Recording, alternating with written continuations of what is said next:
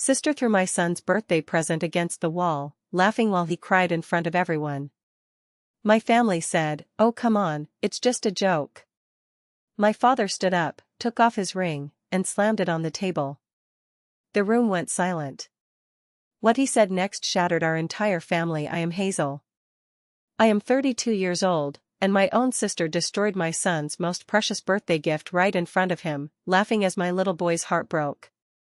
But what my father did moments later was somehow even worse. Before I tell you how a simple piece of carved wood led to the complete collapse of my family and a promotion I never saw coming, do me a favor and let me know where you are watching from in the comments below. It is always amazing to see how far these stories travel. Alright, let us get into it. The scent that brings it all back is pine. It is sharp, clean, and full of promises. Even now, 3 years later, when I am in my workshop and the saw bites into a fresh plank, the dust kicks up, and for a split second, I am not here. I am back in my father Arthur's oversized, sterile living room. I am watching my son's face lit up by 7 birthday candles, just moments before everything went completely wrong. Today, my son Silas is turning 10. In my hands, I am holding his new gift. Every panel, every tiny wooden joint has been sanded smooth by my own fingers. I have spent the last 2 months on it, working late into the night after Silas is asleep, fueled by black coffee and the thought of the look on his face when he sees it. This year, it will be different. This year, no one will ruin it. But my brain has other plans. The high-pitched whine of the rotary tool fades, and I hear a different sound. The sound of laughter. Cruel, dismissive laughter. My sister's laughter plays in my head like a movie I cannot turn off. Let me take you back to that day. Silas's 7th birthday. It was supposed to be perfect. My ex-husband and I had finalized our divorce a few years prior, and our custody agreement was simple because we both wanted what was best for Silas. We used a mediator instead of a bulldog lawyer, keeping things peaceful. Since my ex-husband was out of state visiting his sick mother, I was on my own for this party. I was determined to make it special. We were having the party at my parents' house, which was always my mother Marjorie's preference. She liked to host. It gave her a sense of control, a way to stage manage the family so we all looked flawless from the outside. Their house was one of those modern marvels of glass and white marble that looked more like a corporate headquarters than a home. It was cold, impersonal, and the absolute worst place for a child's birthday party. If you spilled juice, you felt like you committed a crime.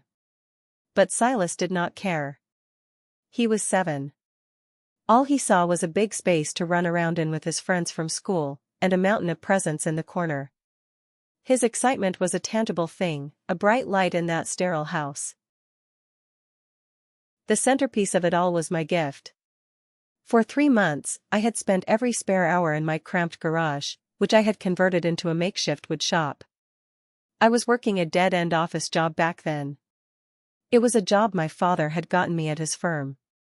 My salary was barely enough to cover my rent and groceries, keeping me perfectly dependent on him. Woodworking was my only escape, my only passion, and I had poured all of it into Silas's gift. It was a medieval castle made entirely of hand-carved oak and birch. It had turrets, a working drawbridge, tiny handcrafted knights, and a magnificent dragon with scales made from inlaid walnut. It was the most ambitious thing I had ever made. It was a piece of my soul. When the moment came, I brought it out. The kids gasped. Silas's eyes were as wide as dinner plates. He reached out a trembling finger and touched the tiny metal chain of the drawbridge. He looked up at me, his eyes shining. "You made this, Mommy?" he whispered, his voice full of awe. "I did, sweetie," I said, my heart swelling. Every single piece.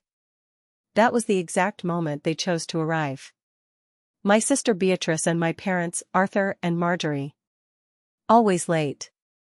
Always making an entrance.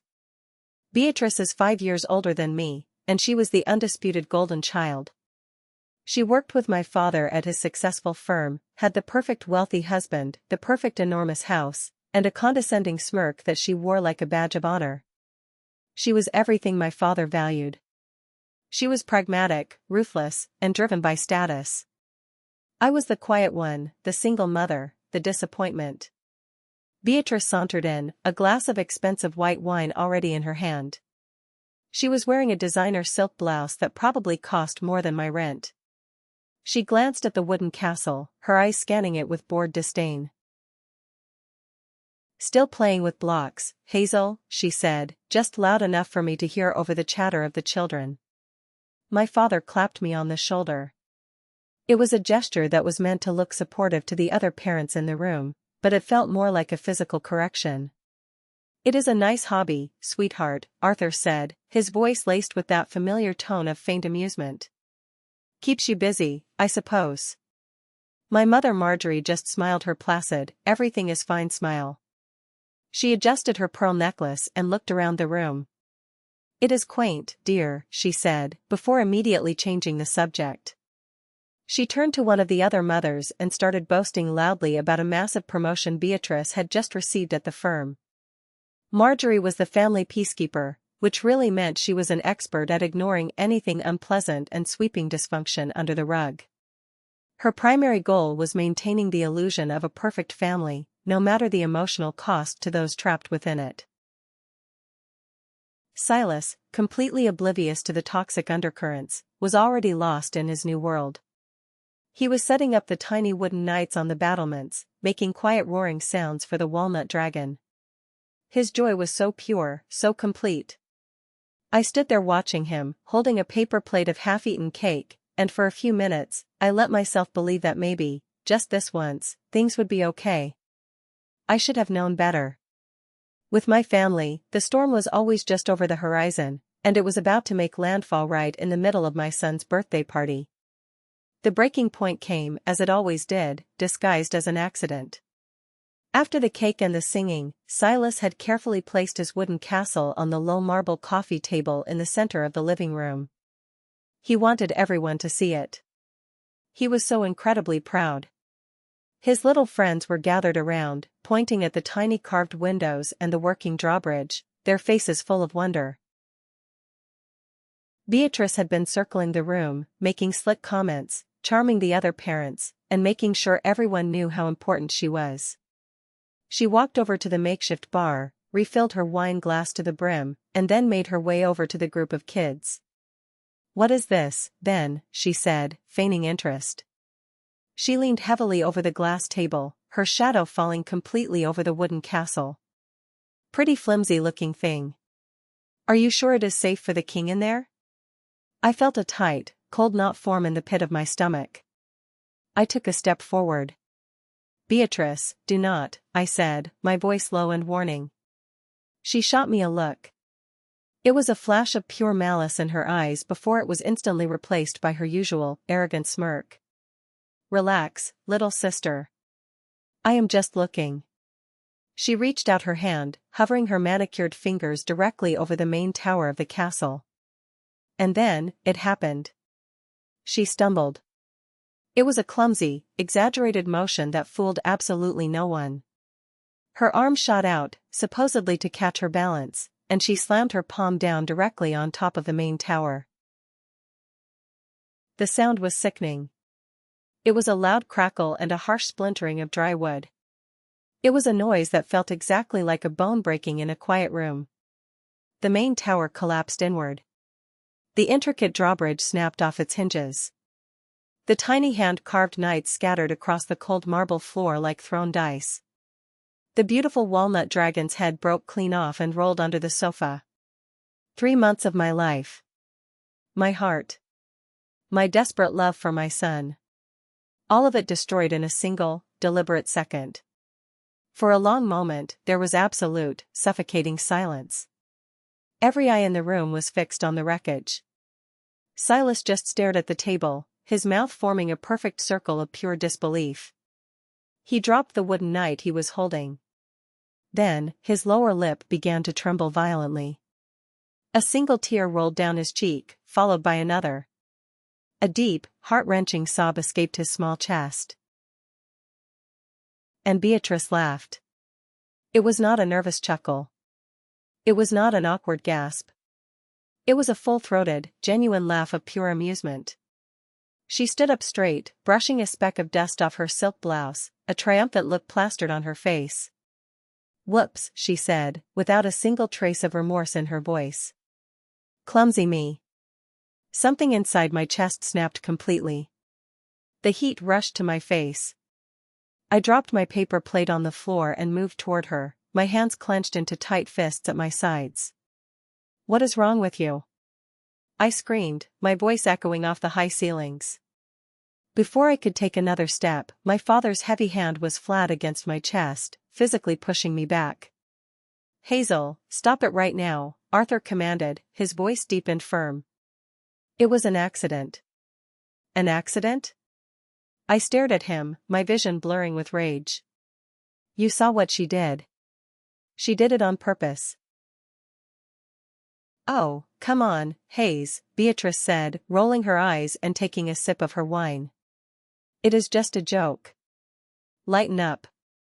It is just some scrap wood." My mother chimed in immediately, her voice artificially bright, already trying to smooth things over.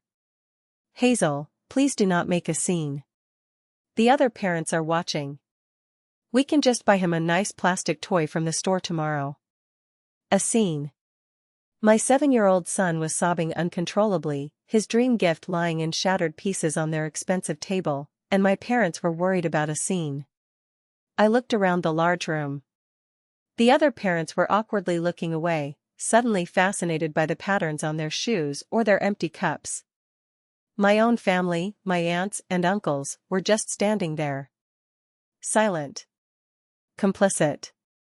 Then, Silas's tiny voice cut through the thick tension in the room. He tugged hard on the hem of my shirt. His little face was blotchy and wet with heavy tears. "Mommy," he whispered, his voice cracking painfully. "Why did Aunt Beatrice do that? Did I do something bad?" That was it. That was the exact moment the entire world shifted on its axis for me. This was no longer about me. It was not about my lifelong rivalry with my sister, or my desperate, pathetic need for my father's approval. It was about this innocent little boy who was being taught, right in this very room, that his feelings did not matter. He was being taught that his aunt's cruelty was just a joke, and that his deep pain was nothing more than an inconvenience to the adults around him. I looked from Silas's confused, heartbroken face to my family's cold, dismissive ones. I knew, with absolute certainty, that this place was not safe for my son. We were done. I did not say another word to them.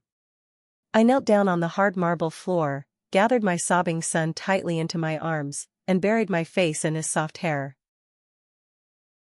"No, sweetie," I whispered fiercely into his ear, my own tears finally falling.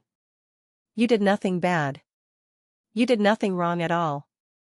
We are going home right now." I stood up, holding him against my chest, and turned my back on all of them. I walked straight toward the front door.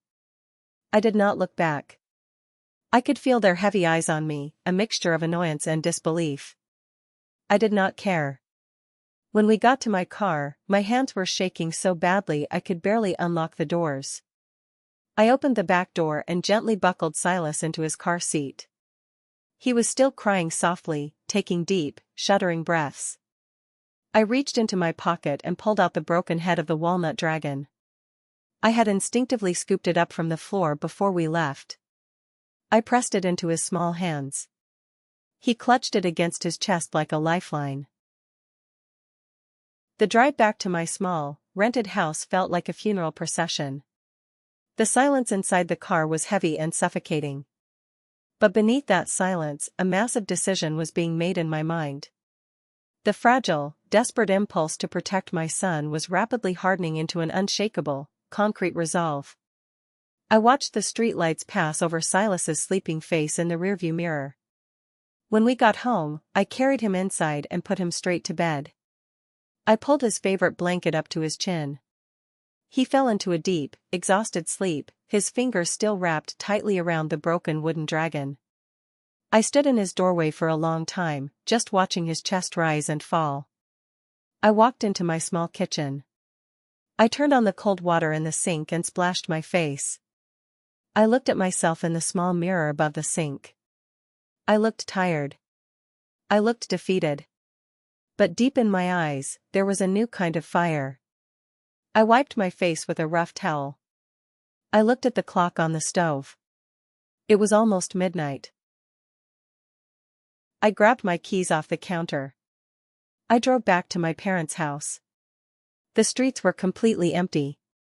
The night air was cool through the cracked car window.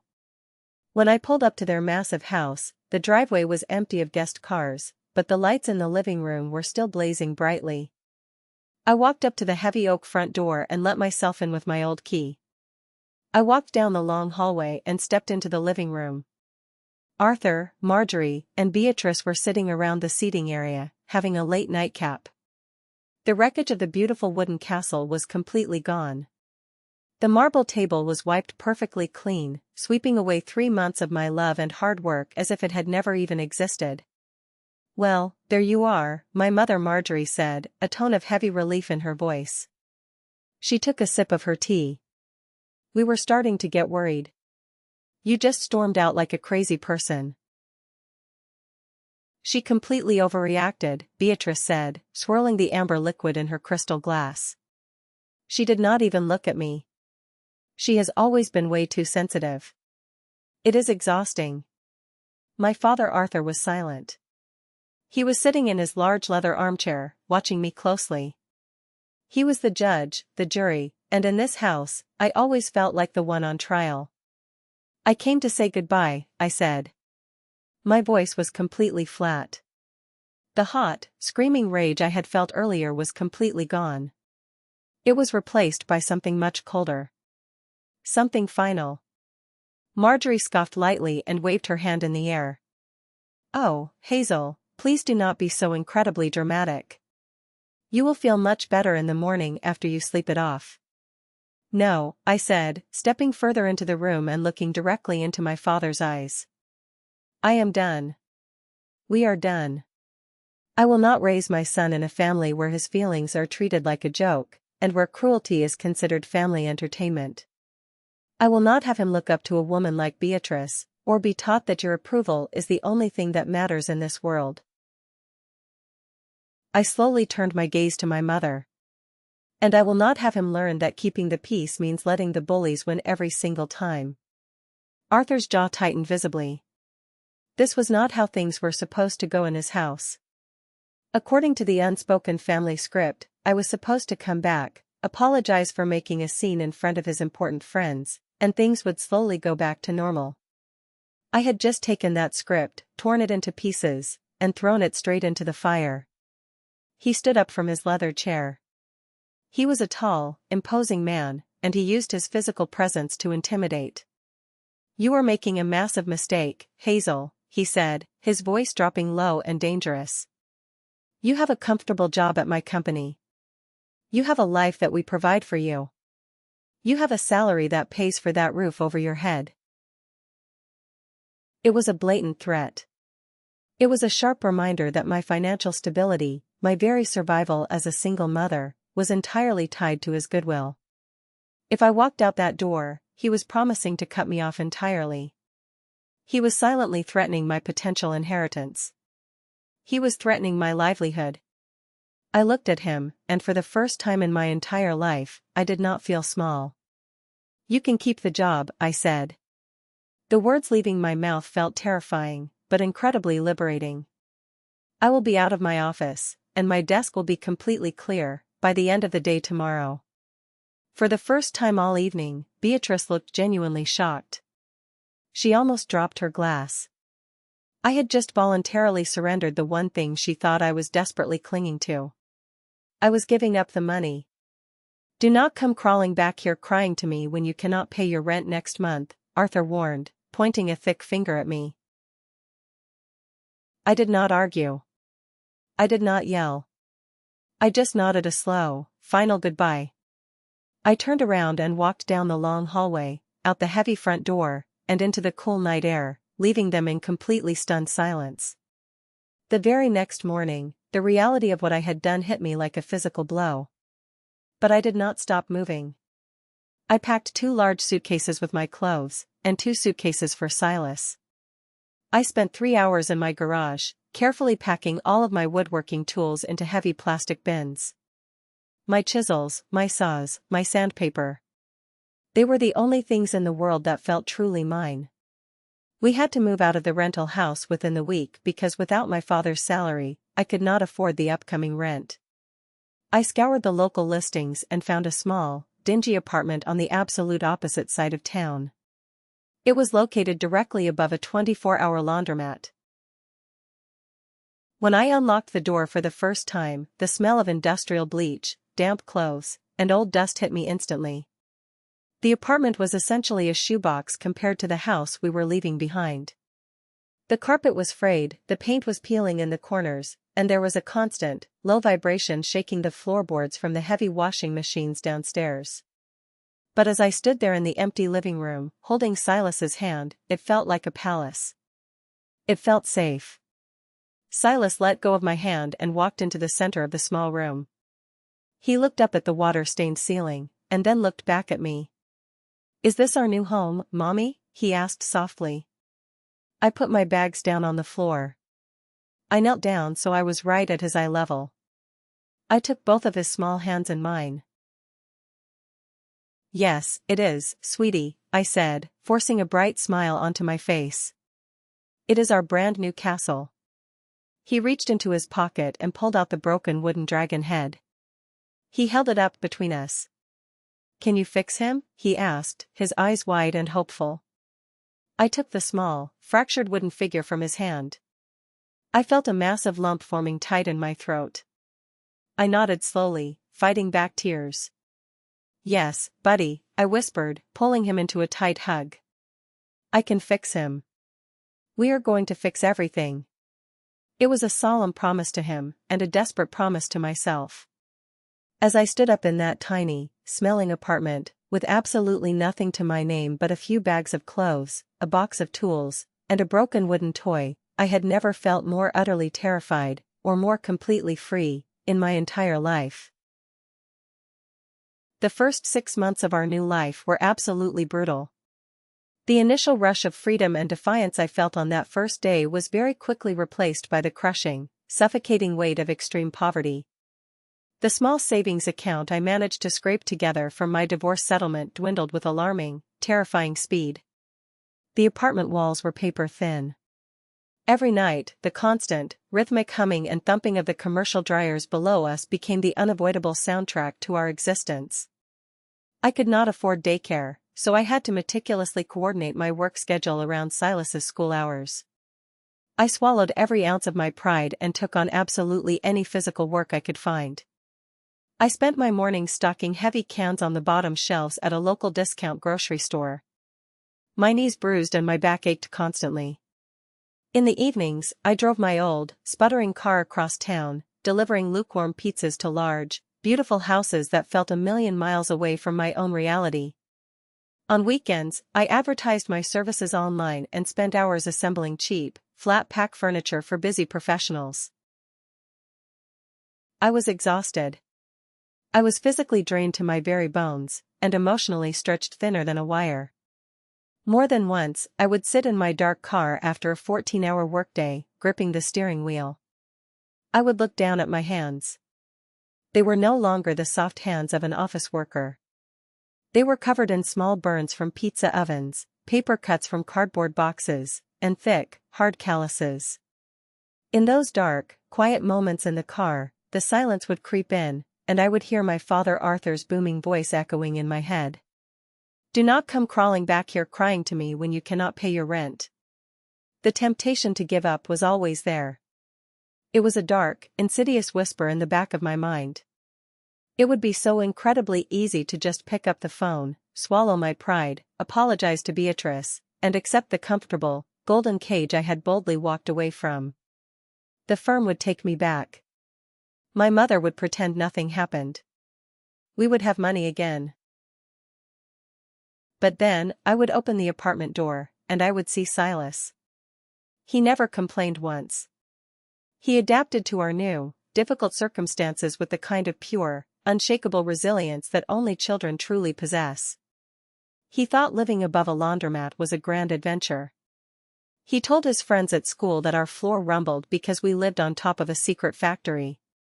He diligently did his math homework every afternoon at our tiny, wobbly kitchen table. And every single evening, after the dinner dishes were washed, we would sit together on the floor and work on fixing the wooden dragon. We carefully sanded down the broken edges. We used special wood glue to reattach the head. We carved tiny new scales to cover the crack. That little broken toy became our central project. It became our symbol of survival. My deep passion for woodworking was the one single thing that kept my mind from completely unraveling. I did not have a spacious garage anymore, so I set up a tiny, makeshift workspace on our rickety metal balcony overlooking the alleyway. I would sit out there in the freezing cold or the sweltering heat, carving small, detailed animal figures out of cheap scrap wood I found discarded behind construction sites. It was not much. I had almost no professional tools left, but it was mine. It was my quiet rebellion. One rainy Tuesday afternoon, while walking home from my shift at the grocery store, I decided to take a different route to avoid a flooded intersection. I turned down a narrow, cobblestone side street I had never noticed before. Halfway down the block, I stumbled upon a place that stopped me dead in my tracks. It was an old, weathered brick building. Above the heavy double doors hung a faded, hand-painted wooden sign that read, "Amos's Fine Woodcraft." The large front windows were thick with years of dust, but peering through the glass, I could see the hulking, beautiful shapes of industrial lathes, massive table saws, and heavy planers. Even out on the sidewalk, through the cracks in the brick, a rich, intoxicating scent of raw sawdust, linseed oil, and old varnish hung heavy in the damp air. It was a smell that hit my lungs and immediately felt exactly like coming home. Acting entirely on a sudden, overwhelming impulse, I reached out and pushed the heavy wooden door open. A small brass bell jingled sharply above my head. The inside of the shop was a chaotic, magnificent wonderland of wood.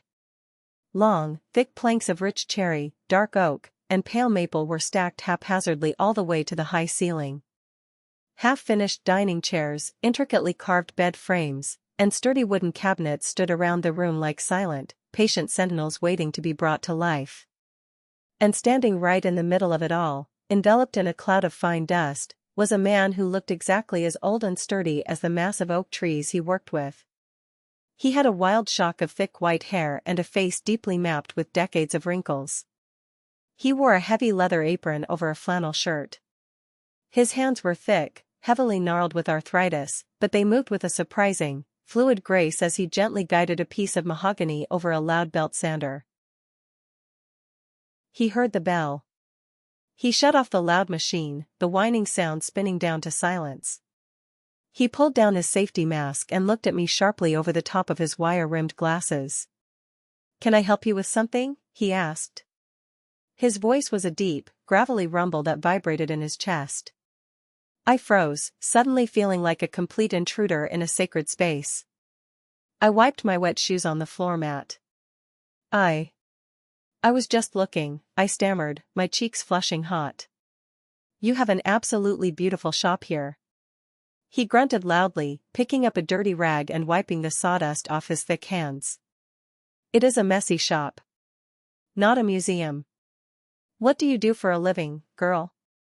"I am a woodworker," I said automatically. Then, realizing how I looked in my cheap, wet grocery store uniform, I immediately felt foolish and backpedaled. "I mean, I do it as a hobby. In my spare time." He narrowed his eyes and looked me slowly up and down. He walked around the large wooden workbench and stopped right in front of me. "Let me see your hands," he demanded.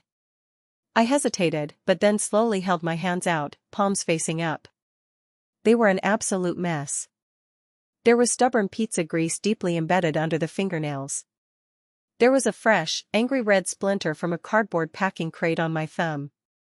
But scattered across my palms and fingers were the thick, undeniable, telltale calluses of someone who spent hours gripping chisels and sanding blocks.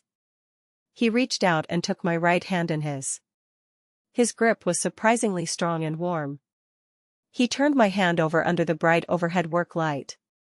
He ran his rough, calloused thumb firmly over the hardened skin on my palm and the base of my fingers. He slowly let go of my hand and looked up, staring directly into my eyes. In that moment, I felt like this strange old man could see straight through the exhausted, defeated grocery store worker, right down to the desperate, starving artist buried underneath. "These are not the hands of a weekend hobbyist," Amos said softly, his expression completely unreadable. "And they are sure as hell not the hands for packing cheap boxes at a grocery store. This hand," he tapped my palm with his index finger, "is not meant for closing up other people's dreams. It is meant for building them." He turned away from me and walked toward the back of the shop. He pointed firmly with his chin to a worn-out push broom leaning against the far brick wall. "The entire floor needs sweeping," he said over his shoulder. "You can start tomorrow morning at exactly 7 o'clock. We will see if you are actually any good, or if you just like the smell of the wood." I stood there, completely stunned. The breath caught in my throat. My heart started hammering against my ribs. I cannot afford to pay you for lessons," I finally managed to choke out. Amos did not even turn around. He just waved a dismissive hand in the air. "You will work for your lessons," he grumbled, picking up a piece of sandpaper. "You sweep the floors. You stack the heavy lumber. You organize my tools. You watch, and you learn. Now get out of here." You were standing there with the door open and letting the damp cold into my shop. That man was Amos. And walking into his shop that rainy afternoon did not just give me a new job. It threw me a massive, life-saving lifeline when I was drowning. Amos quickly became the intense, dedicated mentor I never had, and the supportive, honest father figure my heart had always desperately craved. He was incredibly tough. He was demanding, impatient, and brutally, painfully honest about my mistakes. During the first month, he completely broke down absolutely everything I thought I knew about woodworking, and slowly built my skills back up from the ground, stronger and infinitely better. He taught me how to read the complex grain of the wood. He taught me how to listen to the sound a saw makes when it is cutting correctly versus when it is struggling. He taught me how to deeply respect the materials I was using. He constantly drilled into my head that woodworking was not just about hastily forcing pieces together to make an object. It was a sacred process of giving a piece of a once living thing a beautiful second life. Underneath his gruff, barking exterior was a deep, quiet well of immense kindness and profound wisdom. Amos did not just save my dying craft. In many vital ways, he saved my sanity and my life. Working side by side with Amos every day felt like finally learning to speak fluently in a language I had only instinctively understood before. The hours were extremely long. The physical labor of hauling massive slabs of raw lumber was agonizingly hard on my back. But for the very first time in my adult life, I felt completely grounded. I felt like I was standing exactly where I was always supposed to be. My daily routine completely changed. I would drop Silas off at school, rush to the shop, sweep the endless piles of sawdust, haul the heavy lumber, and spend hours just silently watching Amos work his magic with the chisels, absorbing every tiny movement like a dry sponge. In the evenings, after the shop was officially closed, Amos would generously let me stay and use the professional equipment for my own personal projects. With unrestricted access to massive, proper tools and high-quality, beautiful materials, my personal work absolutely flourished.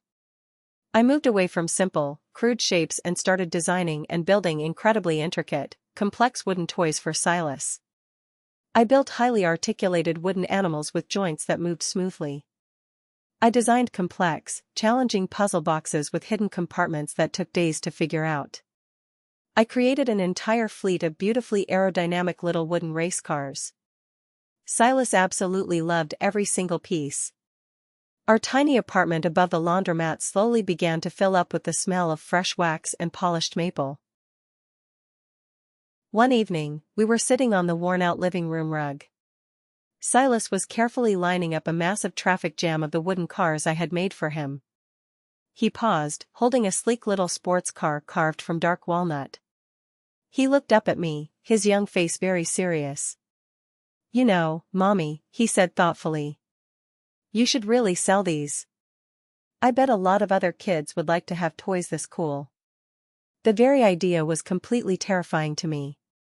The thought of selling my deeply personal work meant putting it out there into the harsh world to be judged by strangers. It meant risking failure, rejection, and exposing a very vulnerable part of my soul.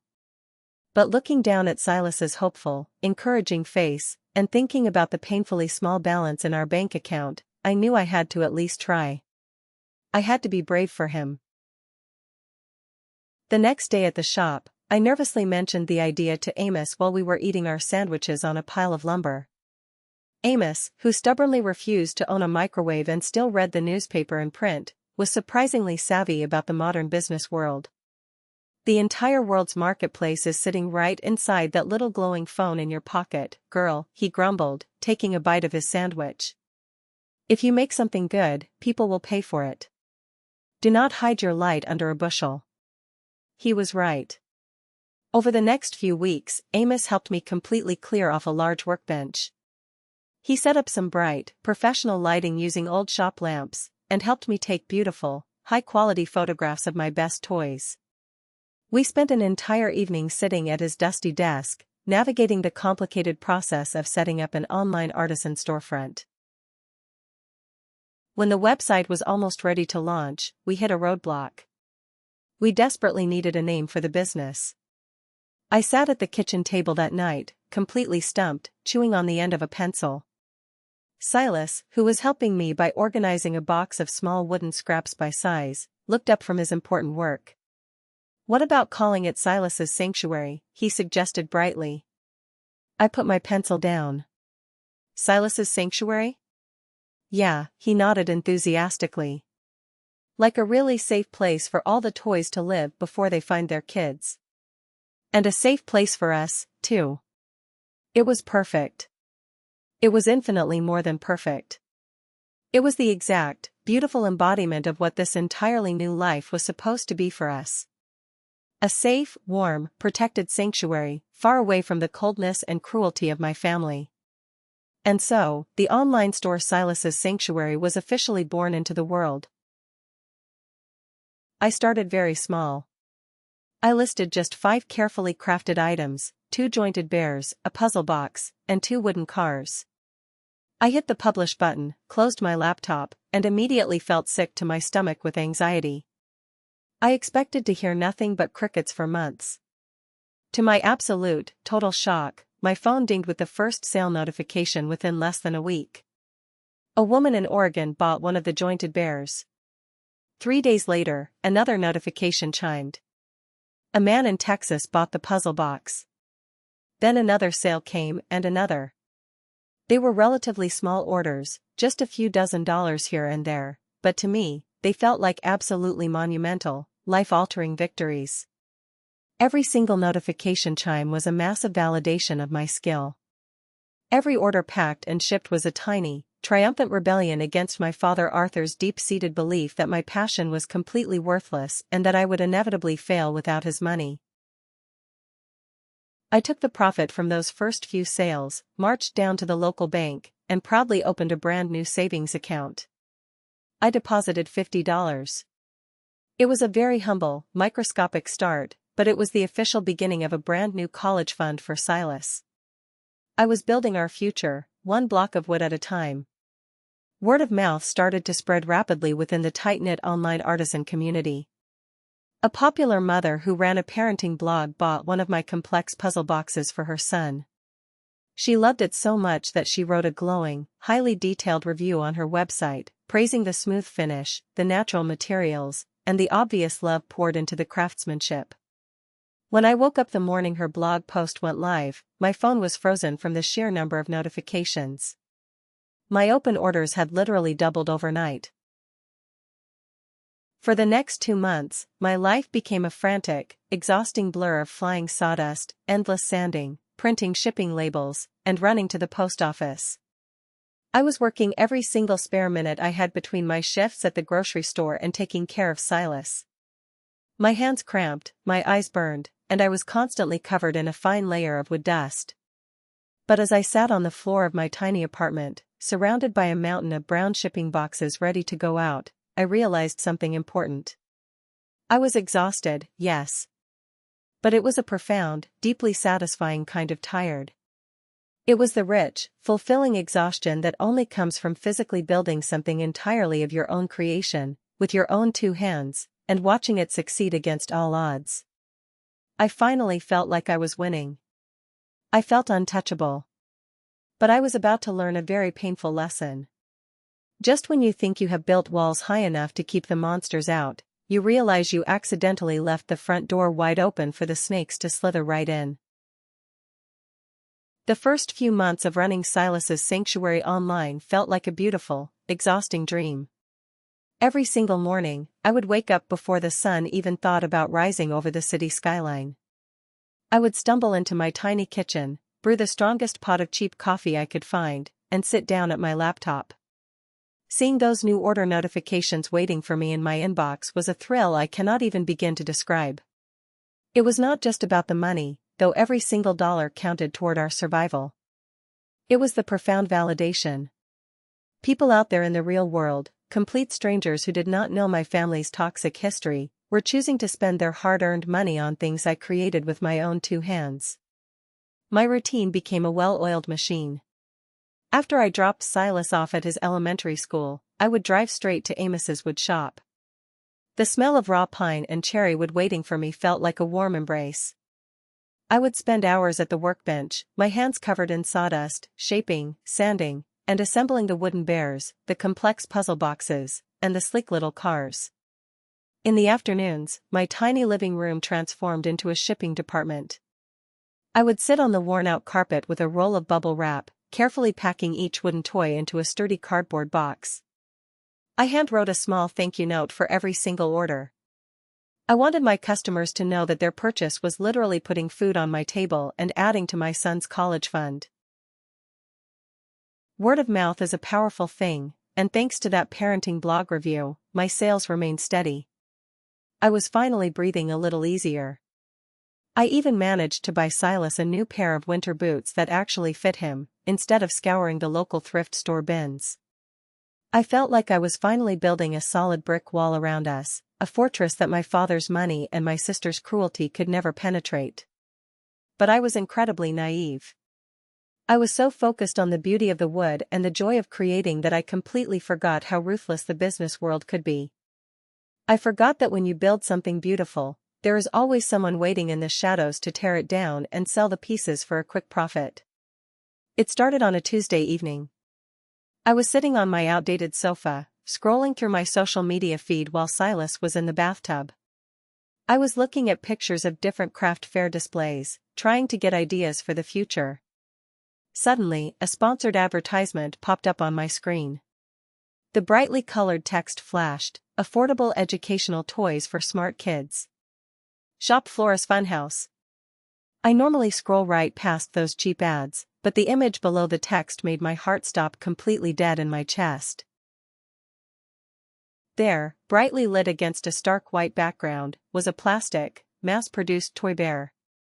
It was not just any bear. It was positioned in the exact same unique, seated posture as my hand-carved jointed bears. The curve of the back, the specific angle of the paws, the slightly oversized head. It was my design.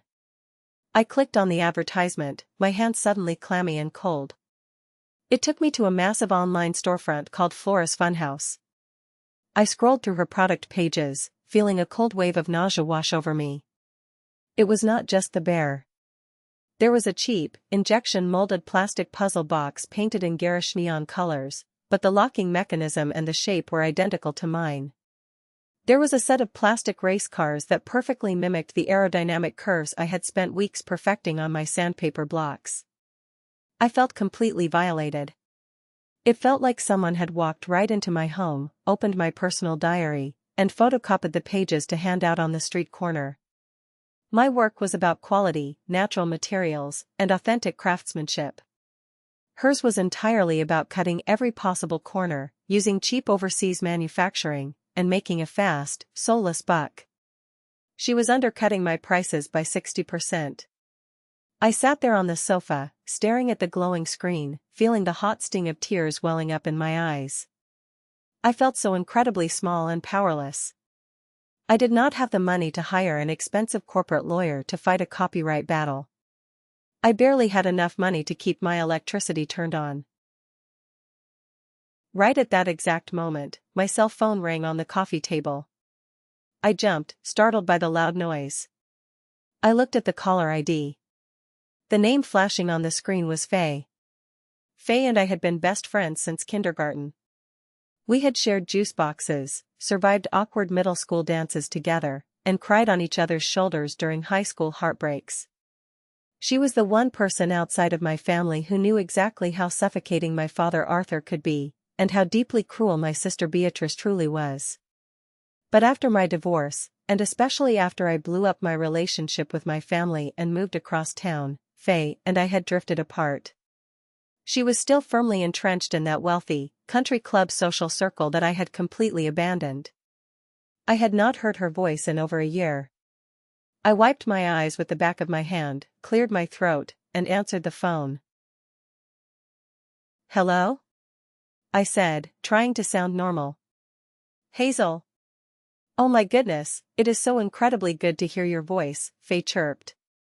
She sounded genuinely thrilled, her voice bubbling with that familiar, warm energy I had missed so desperately. "I am so sorry I have been out of touch. Life has just been absolutely crazy. But I was talking to my mother the other day, and she mentioned that she saw a link to your new online store on Facebook. Silas's Sanctuary? Hazel, I looked it up, and your work is absolutely breathtaking. I am so incredibly proud of you." Hearing those words, the simple validation from an old, familiar friend, completely broke the dam. The emotional isolation of the past year, the physical exhaustion, and the fresh devastation of finding those cheap plastic knockoffs all crashed down on me at once. I started crying right there on the phone. "Faye, it is so good to hear from you," I choked out, pressing the phone hard against my ear. We talked for over an hour. It felt like no time had passed at all.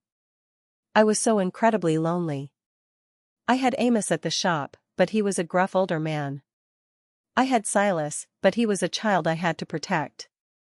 I did not have a peer. I did not have a girlfriend to just pour a glass of cheap wine with and vent. So, I poured my entire heart out to Faye. I told her everything. I told her about the cramped apartment above the loud washing machines. I told her about the exhausting grocery store shifts. And, most importantly, I told her about my deep frustrations with Flora's Funhouse stealing my designs. "Oh, Hazel, that is absolutely disgusting," Faye said, her voice dripping with sympathetic outrage. "You cannot let some cheap plastic peddler get you down. Your stuff is authentic. You are a real artist. What are you working on right now? Tell me you have something amazing up your sleeve to blow them all out of the water." I was so naive. I was so desperate for an ally, so hungry for a friend in my corner, that I did not see the massive, flashing red warning signs right in front of my face. I invited the Viper right into my home. "I actually do," I whispered, glancing around my empty living room as if I was sharing a state secret. "There is a massive artisan craft fair coming up next month. It is the biggest juried event in the entire state. Getting a booth there is a huge mark of quality. I got accepted last week. I am building a showpiece. It is going to be my absolute masterpiece, Faye. Tell me everything," she urged, her voice leaning in. And I did. I told her about the multi-level dollhouse I was designing. It was meant to look like a cross-section of a giant, ancient hollowed-out tree. I described the winding, spiral wooden staircases. I told her about the tiny furniture I was making from real birch twigs and preserved green moss. I told her about the intricate bark textures I was carving into the outer walls. Over the next 3 weeks, Faye became my biggest cheerleader. She called me almost every single day to ask about my progress. She was full of ideas. "How is the giant treehouse coming along, Hazel?" she asked one afternoon while I was sanding a tiny chair. "You know what would be absolutely adorable? You should add a little woven rope ladder hanging from the top balcony. Oh, and what about a clear skylight carved into the top canopy so the kids can look down inside?" Her suggestions were actually brilliant, and her enthusiasm felt entirely infectious. I was so proud of how the piece was taking shape that I took dozens of progress pictures on my phone and texted them to her. She was the only person in the entire world, besides Silas and Amos, who had seen the design. "This is going to completely blow everyone away," Faye said the night before the big fair. "That cheap copycat Flora and her plastic junk will not stand a single chance against this. You are going to be a star tomorrow, Hazel." The morning of the artisan craft fair arrived bright and clear. The large convention center was buzzing with frantic energy. I arrived at dawn with my rented van, hauling the massive, heavy wooden treehouse inside on a padded cart. I set up my booth meticulously. I draped the tables in simple, natural linen. I placed the giant treehouse directly in the center under a warm spotlight. It looked even better than I had imagined in my head. The wood gleamed. The tiny, intricate details invited you to lean in and look closer. When the doors officially opened to the public at 9 o'clock, people immediately started to flock to my table. Their reactions were a beautiful mix of genuine awe and sheer delight. Children pointed, and adults asked me detailed questions about the types of carving chisels I used. This was it. This was the exact moment everything in my difficult life was finally going to change for the better. Around noon, the crowd in my aisle suddenly thinned out. I heard a loud commotion a few aisles over. A massive crowd was gathering around a very large, flashy corner booth. I asked the friendly woman selling handmade soaps at the table next to mine to keep an eye on my things for a moment. I wiped my dusty hands on my jeans and walked over to see what all the fuss was about. I pushed my way gently through the thick crowd of shoppers. I looked up at the large banner hanging above the booth. It read, "Flora's Funhouse, the Magic of Nature." My stomach instantly twisted into a tight, painful knot. I stepped closer to the front of the display table. And then, I saw it. Sitting directly in the center of her brightly lit booth, under a massive neon sign, was a plastic, mass-produced dollhouse. It was designed to look exactly like a cross-section of a giant tree. It had winding, molded plastic staircases. It had little plastic balconies. And hanging from the top plastic branch was a cheap, nylon rope ladder. Cut into the top canopy was a clear plastic skylight. It was a cheap, soulless, shiny caricature of my life's work. But it was undeniably, 100% based on my exact private design. She had even incorporated the last-minute suggestions that Faye had made on the phone. She had a massive stack of boxes behind her, selling them for a fraction of what my raw materials even cost. The blood completely drained from my face. My breath caught sharply in my throat. I felt like I had been violently punched in the stomach. The loud chatter of the convention center faded into a dull, underwater ringing in my ears. How could she have possibly known about the rope ladder? How could she have known about the skylight? I stumbled backward, bumping into a woman holding a coffee cup. I muttered an apology and practically ran back to my quiet booth. I sat down heavily on my metal folding chair. My mind was racing a mile a minute. A coincidence? Absolutely impossible. The specific details were far too exact. My phone buzzed sharply in my back pocket. I pulled it out with trembling hands. It was an email notification. I opened my inbox. The email was from an address I did not recognize. The subject line read, "Forward, invoice number 402, design consultation." Confused and shaking, I opened the message. It was a forwarded email chain. My eyes frantically scanned the harsh black text on the screen, and the entire world tilted violently on its axis. It was a direct email chain between Flora, the owner of the plastic toy company, and Faye. My Faye. My oldest, dearest best friend. Attached to the emails were the private pictures. My pictures. The exact photos of my messy workbench and the half-finished treehouse that I had enthusiastically texted to Faye in the middle of the night. There were detailed, bulleted notes written by Faye, describing my exact carving process and the dimensions of the piece. And sitting right at the very bottom of the chain was a paid invoice. It was an invoice from Flora's Funhouse to a freelance design consultant.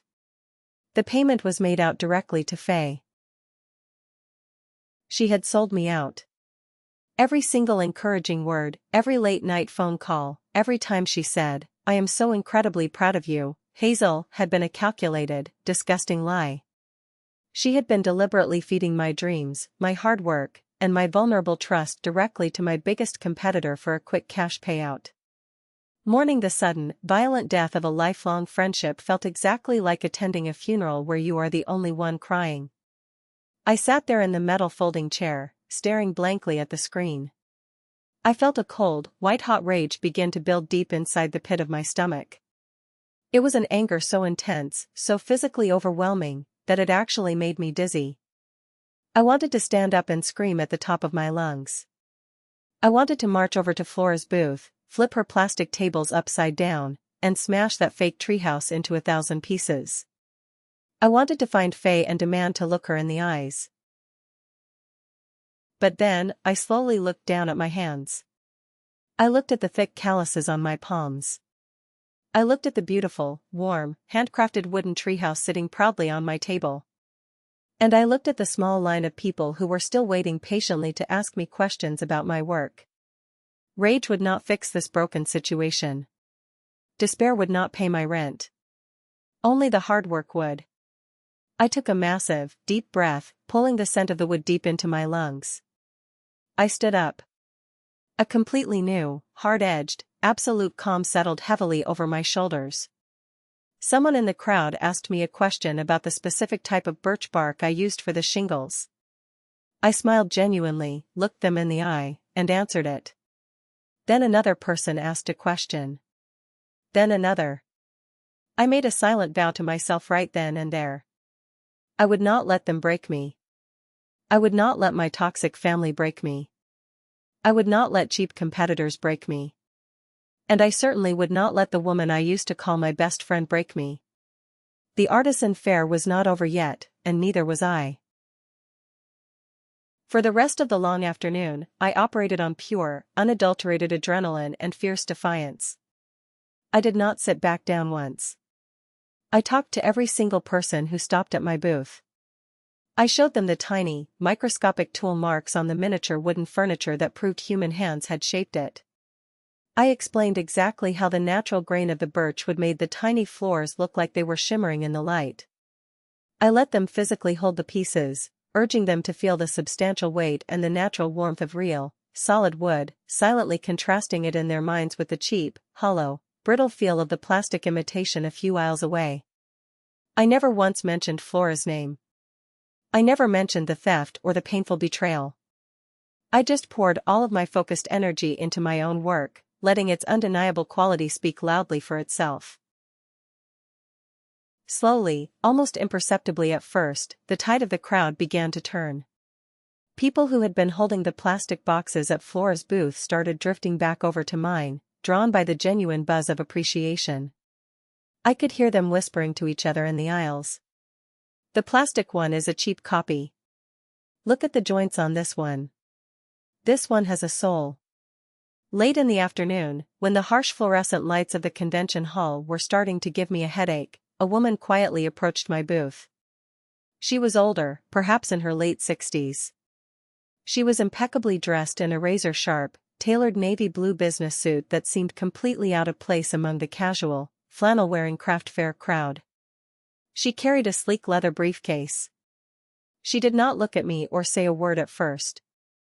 Her eyes, which were sharp, intelligent, and piercing, were fixed entirely on the large wooden treehouse. She walked around the display table very slowly, examining the piece from absolutely every possible angle. She reached out and ran a single, elegant finger lightly over the smooth, sanded edge of a miniature dining table. Then, she leaned down, put on a pair of reading glasses, and peered closely inside at the tiny, hand-carved stone fireplace. She stood there for nearly 10 full minutes in absolute, intimidating silence, just looking. The crowd milling around my booth seemed to instinctively step back and hold its breath. Finally, she took off her glasses, folded them neatly, and looked up to meet my eyes. "You are Hazel, the creator of Silas's Sanctuary," she said. It was a statement of absolute fact, not a question. "I am," I managed to say, my throat suddenly going dry. She reached into her blazer pocket and handed me a thick, high-quality cream-colored business card. "My name is Lucinda Vance," she said, her voice crisp and commanding. "I am the Chief Executive Officer and Head of Acquisitions for Cedar Grove Toys." Cedar Grove. I knew that name. Anyone who had ever bought a toy for a child knew that name. They were one of the oldest, largest, and most highly respected toy companies in the entire world. They had a sterling reputation for uncompromising quality, natural materials, and classic, timeless design. They were the gold standard. "I have been following your online storefront for the last 4 months, Hazel," Lucinda said, her professional tone never wavering. "Your work is truly exceptional. This piece right here," she gestured gracefully to the treehouse, "is not a toy. It is a work of art." She paused and looked down the aisle toward the neon signs. "I saw the imitation over there." She said the word imitation with a very subtle, disdainful curl of her upper lip. "It is actually what made me finally seek you out in person today. A cheap copy is just noise. What you have built here, this is a signal." My heart was hammering so wildly against my ribs I thought she might be able to hear it. "Cedar Grove is launching a brand new, prestige line of artisanal, heirloom-quality wooden toys next year," Lucinda continued, locking eyes with me. "We have been actively searching for a North American partner. We want a craftsman with genuine vision and unbreakable integrity. We have been quietly searching for months, meeting with focus groups, and considering many established, large-scale firms." She paused again, letting the weight of her words settle between us. "I believe our long search may finally be over. I am buying this showpiece right now for our corporate lobby collection. And I want to schedule a formal meeting with you at our headquarters next week to discuss a potential, highly lucrative, exclusive partnership." The entire noisy convention center just vanished. All the loud chatter, the smell of roasted nuts, all the suffocating anger and deep betrayal I had felt just hours ago about Faye, it all just completely faded away into nothing. This was it. This was the massive validation I had been bleeding for, sweating for, crying for. It was not just a simple sale. It was a life-altering, generational opportunity, handed to me by someone who saw the true, authentic value in exactly who I was. If you've made it this far, please do me a favor, like the video and comment number 1 down below. It lets me know how awesome you are and shows that you're right here with me on this journey. Your support is a massive encouragement and truly motivates me. Drop that one so I can recognize you, and now, let's get back to my story. I reached out and shook her hand. My own hand was trembling slightly, rough and calloused against her soft skin. I would be absolutely honored, Ms. Vance," I said. "Please, call me Lucinda," she said with a rare, small smile as she pulled a corporate credit card from her wallet to complete the purchase of the treehouse. As she was signing the receipt on my tablet, a sudden thought struck my mind. "You mentioned you were considering other, established firms for the partnership?" I asked hesitantly. "Yes," Lucinda said, handing the tablet back to me. "Including a very aggressive, very persistent marketing and design firm based right here in the city. They wanted to license some mass-produced designs to us. They had a tremendous amount of overblown confidence, but absolutely no soul in their products." "Your father's firm, Arthur's Company, I believe?" My blood ran instantly ice cold. My father's massive, wealthy firm had been desperately competing for the exact same prestigious corporate prize, and they had just lost. They had lost to me. Little did I know, this incredible, soaring victory was about to set me on a direct, high-speed collision course with the toxic past I had tried so desperately to escape. The week following the craft fair was an absolute whirlwind of chaotic joy. News of Lucinda Vance's personal purchase and Cedar Grove's serious interest spread like wildfire through the tight-knit community of artisans. My online sales completely exploded. I had to put a temporary pause on taking any new orders on the website just to physically keep up with the backlog. I officially hired my very first part-time employee. It was Amos. I convinced him to close his dusty storefront a few days a week and come work with me as my lead foreman. The formal meeting at the Glass and Steel Cedar Grove headquarters was even better than my wildest, most optimistic dreams. They were not just offering me a standard vendor contract. They were offering me a true partnership. They wanted to fully fund a massive, immediate expansion of my workshop space. They would provide me with global distribution channels and handle all the tedious marketing and website management, leaving me entirely free to do what I actually loved doing: designing and creating beautiful wooden toys. The base salary and royalty percentages they proposed in the thick contract were more money than I had ever seen in my entire life. It was enough to instantly pull us out of the apartment above the laundromat. It was enough to fully secure Silas's college fund 10 times over. It was the ultimate, undeniable promotion. I went from a struggling, exhausted single mother delivering pizzas, to a recognized, highly paid creative director of a prestigious brand. But infinitely more important than the money, Cedar Grove respected my artistic vision. They legally bound themselves to protect the integrity of my designs. Amidst this incredible, overwhelming chaos of success, the notification chimed on my laptop. I was sitting at my kitchen table, reviewing lease agreements for a new commercial workshop space. I clicked on my inbox. The sender name made my breath hitch. It was my mother, Marjorie. The subject line simply read, "Family." My finger hovered heavily over the delete button. I had not spoken a single word to any of them in nearly 3 years. I had ignored the few, stilted, passive-aggressive holiday text messages they sent. I had absolutely no desire to reopen that dark, painful wound. But human curiosity, that old, treacherous, lingering feeling of wanting a mother's love, got the better of my judgment. I clicked the email open. Dearest Hazel, I know it has been a long time. Far too long. Your father and I have been hearing the most wonderful, exciting things about your little business. A little bird in the industry told us about your massive success at the State Craft Fair last weekend, and your meetings with Cedar Grove. We are so incredibly proud of absolutely everything you have accomplished all on your own. It is clear you have finally found your footing. We were wrong to let so much time pass between us. Family is simply too important to throw away over a silly misunderstanding. Your sister Beatrice misses you terribly, and we all miss our sweet grandson Silas. We would love nothing more than to see what you have built. Perhaps we could come and visit your new workshop this coming Saturday afternoon? Let us put the past behind us where it belongs. Love always, Mom. I sat back in my chair and read the email 3 separate times. The words on the glowing screen were so incredibly smooth. They were so reasonable. Proud of you. Family is important. Put the past behind us. It sounded exactly like the warm, loving email I had spent my entire childhood desperately longing to receive. But it felt completely hollow. It felt heavily calculated. The timing was entirely too perfect.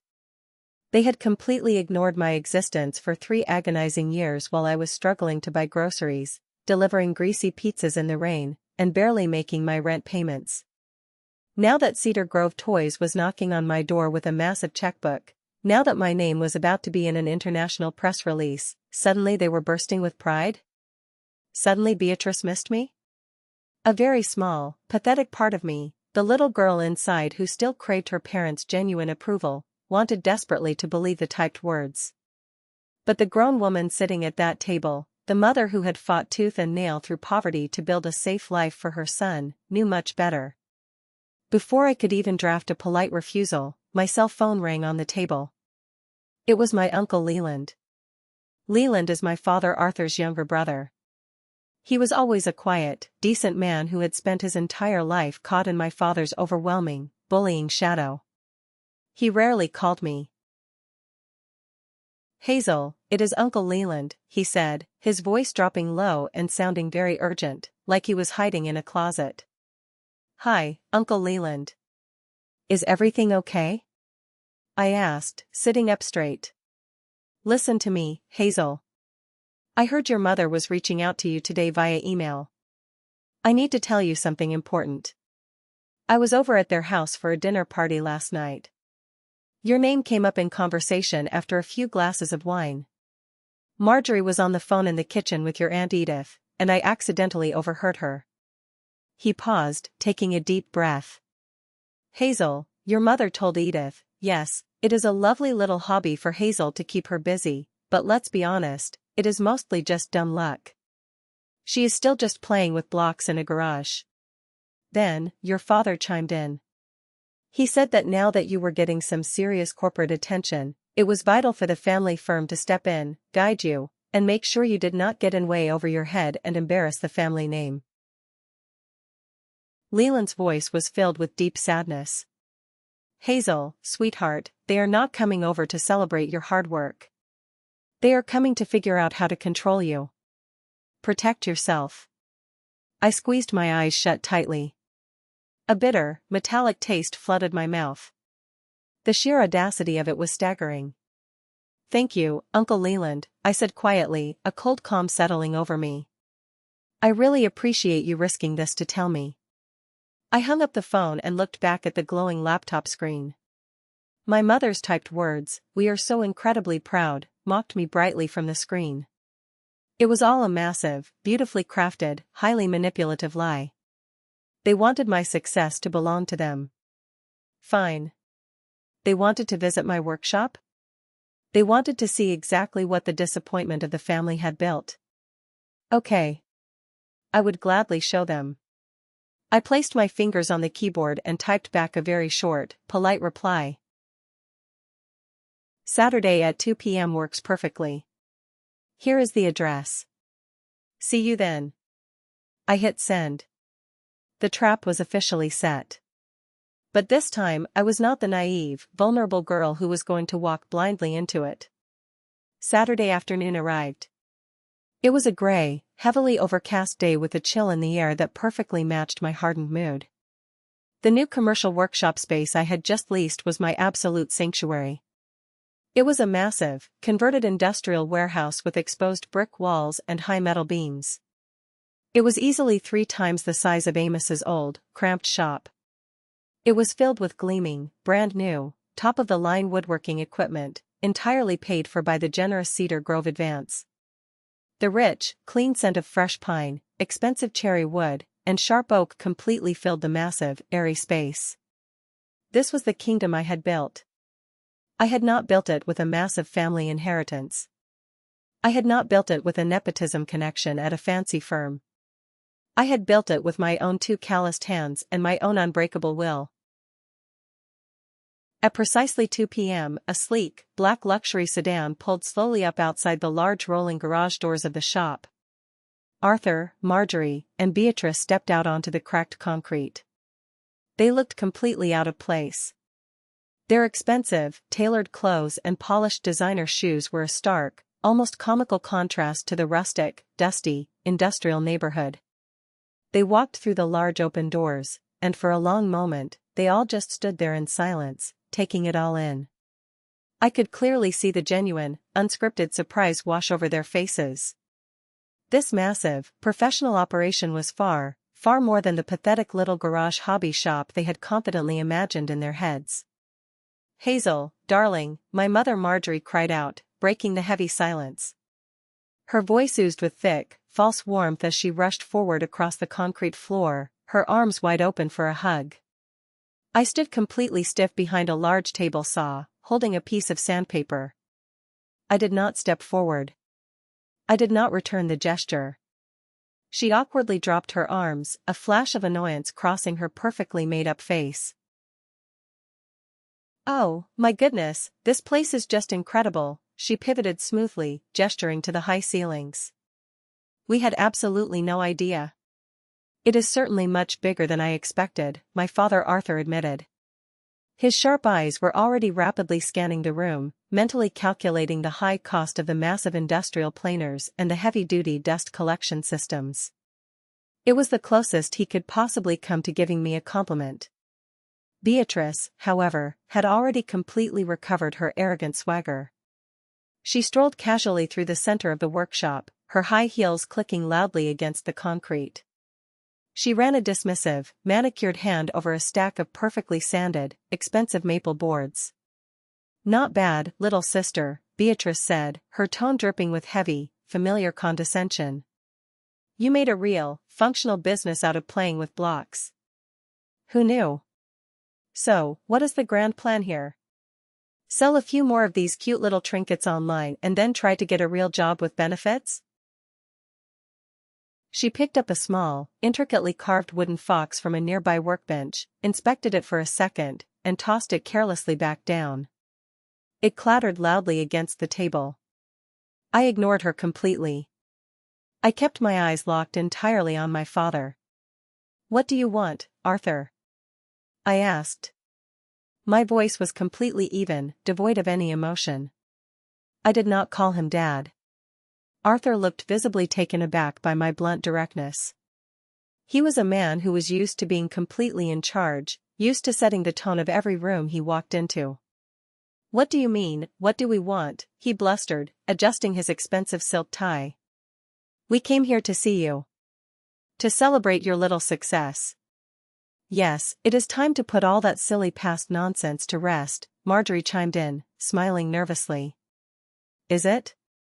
I asked, turning my cold gaze to my mother. "Is that what you were telling Aunt Edith on the phone the other night in your kitchen? That my success was just dumb luck? That I am just playing with blocks and that you and Arthur needed to step in and guide me?" Marjorie's perfectly painted smile instantly froze on her face.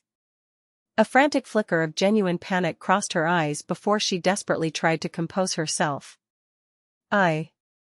I have absolutely no idea what you are talking about, Hazel," she stammered, her voice pitching an octave higher. "Leland must have completely misunderstood what I was saying.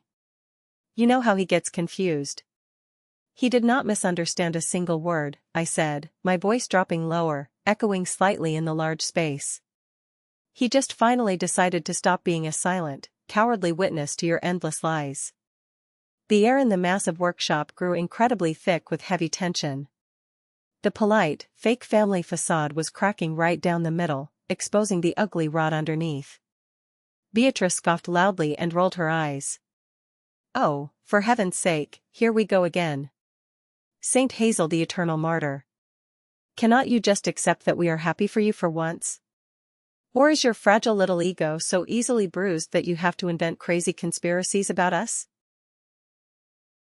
"My ego?" I took a slow, deliberate step out from behind the table saw, moving closer to her. For the very first time in my life, Beatrice actually took a small step backward. She looked uneasy. My ego was not the one that purposefully smashed a 7-year-old boy's birthday present to pieces. My ego was not the one who stood there and laughed out loud while a child cried over a broken toy. "Oh, for God's sake, are you seriously still crying about that?" Beatrice threw her hands up in dramatic exasperation. "It was 3 years ago, Hazel. It was a stupid, flimsy piece of scrap wood. It was a piece of my heart that you broke just to make your pathetic self feel big," I shot back, my voice finally rising in volume. "And it was not just a toy to Silas. It was a promise. It was a promise of safety that you, and absolutely everyone else in this toxic family, completely broke." My father finally stepped forward, placing himself between Beatrice and me.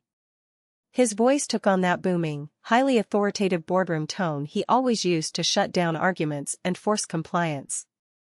"That is enough. Absolutely enough from all of you," Arthur commanded. He looked at me, his face turning red. Hazel, we came here today to extend a generous olive branch. Your little business is clearly growing faster than you expected. You are going to need actual, professional guidance. Real corporate business experience. Beatrice and I, the firm, we can help you scale this. We can absorb Silas's sanctuary into the family firm's portfolio. We can legally protect you from making a massive mistake. There it was. The ugly, naked truth sitting right out in the open. The real, calculated reason they had driven across town. It was never about family pride. It was entirely about possession. They saw something highly valuable, something generating real money and prestige, and their first instinct was to absorb it. They wanted to own it. They wanted to slap the family name on my blood, sweat, and tears. Protect me? I let out a short, harsh, incredibly bitter laugh that startled even myself. Arthur, the only thing in this entire world I have ever desperately needed protection from is you. Just as Arthur opened his mouth to shout a furious retort, the heavy front door to the workshop chimed brightly. All four of our heads turned instantly toward the entrance. Standing perfectly in the doorway, silhouetted against the gray afternoon light, looking incredibly elegant and radiating absolute corporate power in a tailored crimson coat, was Lucinda Vance. She held a thick leather portfolio under her arm. She took a step inside, surveying the tense scene, and smiled warmly when her eyes found me. Hazel, Lucinda said, her crisp voice cutting through the heavy, toxic tension in the room like a sharp razor blade. I sincerely hope I am not interrupting anything important. I was just having lunch in the neighborhood and wanted to personally drop off the finalized contract drafts for your review. My family stood completely speechless, frozen in place like statues. They had absolutely no idea who this striking woman was, but her undeniable air of extreme wealth and unbothered authority was instantly recognizable to people like Arthur and Beatrice. I smiled. It was a real, massive, completely genuine smile. I felt the heavy weight of the last 3 years lift off my shoulders. Lucinda, you are not interrupting at all, I said, my voice ringing clear and strong. In fact, your timing is absolutely perfect. Please, come in. There are some people here I would very much like you to meet. Lucinda Vance walked gracefully further into the dusty workshop. Her mere physical presence immediately commanded the massive space. She exuded a quiet, terrifyingly competent confidence that instantly made my father's loud, blustering authority seem incredibly crude and small by comparison. Lucinda, I said, gesturing smoothly with an open hand, my voice calm and completely steady. I would like you to meet my family. This is my mother, Marjorie. My sister, Beatrice. And my father, Arthur. Lucinda stopped in front of him. She extended a polite, perfectly manicured hand directly toward my father. Arthur. A pleasure to finally meet you in person, she said. I am Lucinda Vance, Chief Executive Officer of the Cedar Grove Toy Collective. The blood instantly and completely drained from my father's face. It was like watching a magic trick. I literally saw his eyes widen in pure shock and sudden recognition. His large hand, which had automatically started to reach out to shake hers, visibly faltered and hung awkwardly in the air for a split second before he forced himself to complete the handshake. Beatrice's arrogant, permanent smirk vanished entirely from her face, instantly replaced by a look of stunned, wide-eyed confusion. My mother Marjorie just looked frantically back and forth between Arthur and Lucinda, her brow furrowed, desperately trying to understand the massive, sudden shift in the room's power dynamics. Cedar Grove, Arthur finally managed to choke out. His normally booming voice was suddenly a little thin, a little weak as he shook her hand. Yes. Of course. I know your esteemed company very well. My marketing firm actually submitted a comprehensive proposal to your board just a few months back. For a large licensing partnership on your new line. Ah, yes, Lucinda said, smoothly retracting her hand. Her tone remained flawlessly, professionally pleasant, but her piercing eyes were sharp as shattered glass. I remember your firm's proposal very clearly, Arthur. It was very thorough. There was a tiny, incredibly subtle emphasis on the word thorough that made it devastatingly clear to anyone listening that it was absolutely not a compliment. It meant boring. It meant soulless. Lucinda then turned her back slightly on Arthur, smoothly and completely dismissing all three of them as if they were nothing more than unimportant interns who were no longer relevant to the conversation in the room. She turned her full, undivided attention back to me. She unzipped the leather portfolio and handed me a thick stack of expensive, watermarked paper. "Here are the finalized contracts, Hazel," Lucinda said, her voice echoing clearly in the quiet shop. "The executive board was completely unanimous in their vote this morning. They are absolutely thrilled to have you. The $3 million funding allocation for the workshop expansion and your new hiring budget will be wired directly into your business account first thing Monday morning. And our PR department is sending out the global press release announcing Cedar Grove's exclusive, multi-year creative partnership with Silas's Sanctuary on Tuesday at noon." Every single word that came out of Lucinda's mouth was a heavy, iron hammer blow, systematically and ruthlessly dismantling my father's entire universe right in front of his eyes. $3 million funding. Exclusive partnership. Global press release. Beatrice stared at me, her jaw literally hanging slightly open. She looked like she had forgotten how to breathe. "Exclusive partnership?" Beatrice stammered, her voice shrill. What is she talking about, Hazel?" "She is talking about the very secure future of this company," I said, ignoring Beatrice and looking directly, unflinchingly into my father's pale eyes. "A massive future that I built entirely on my own. Without a single dime of your money. Without a single ounce of your guidance." Lucinda, ever the consummate, brilliant corporate professional, clearly sensed the heavy, underlying family drama playing out. And she decided, with a terrifying grace, to deliver the final, devastating stroke. She slowly turned her head and looked back at my father. She gave him a very polite, almost pitying, tight-lipped smile. "You know, Arthur," Lucinda said, her voice dropping into a tone of gentle corporate reprimand. "It is an incredibly competitive, saturated market out there right now. We considered dozens of highly established firms for this new artisanal line. Your firm's marketing proposal was actually on the final short list for a few days." My father physically straightened his posture, puffing out his chest just a fraction. A pathetic, desperate flicker of hope ignited in his eyes. He clearly thought this was his opening. He thought this was his way back into the massive deal, a way to ride my coattails.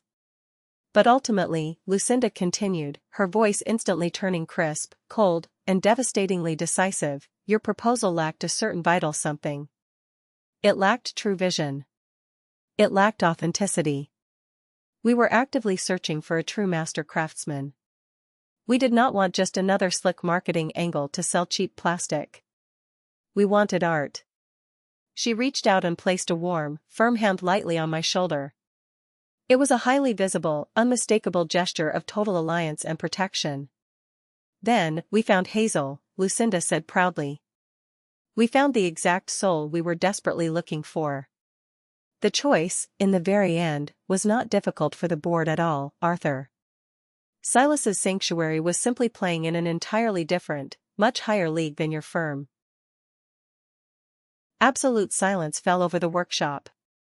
It was a deep, profound, and utterly, deeply satisfying silence. The only sound was the faint hum of the refrigerator in the corner. The look on my father Arthur's face in that exact moment is something I will absolutely never, ever forget. I will cherish it forever. It was not burning anger. It was not explosive rage. It was the complete, total, and utter collapse of his entire narcissistic worldview. He, the great, intimidating Arthur, the wealthy titan of local industry, had been beaten.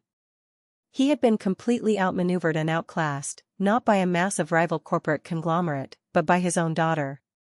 The quiet, artistic, sensitive, disappointing daughter he had cruelly written off and financially threatened years ago. And the absolute best part? He had been completely destroyed in a fair, corporate fight that he did not even realize he was participating in until it was already over. Beatrice looked like she had been physically slapped across the face. Her entire, fragile identity was built entirely on being the successful, wealthy, golden child. She was the heir apparent.